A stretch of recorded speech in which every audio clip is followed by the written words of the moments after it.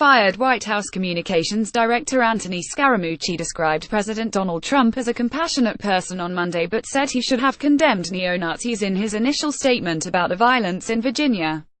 Scaramucci fielded more boos than cheers when he went into the Lion's Den, by his own account, by appearing for a chat with liberal late-night talk show host Stephen Colbert.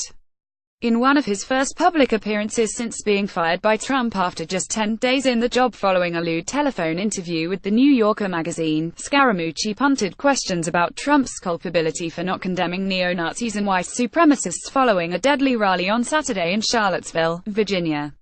Colbert, host of the CBS talk show The Late Show with Stephen Colbert, pointed out that the president's more forthright condemnation of white nationalists on Monday came 2 days later, asking does he order his spine on shopping website Amazon Prime. Only he really can answer that question, replied Scaramucci.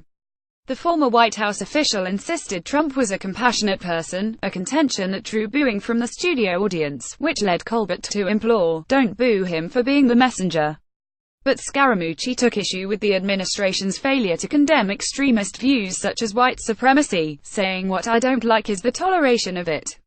That remark elicited cheers. When Scaramucci, who has said he remains a firm Trump supporter, said that Trump should have condemned white supremacy and neo-Nazis earlier, Colbert asked who stopped him at the end of the day. "It's the president himself," he replied.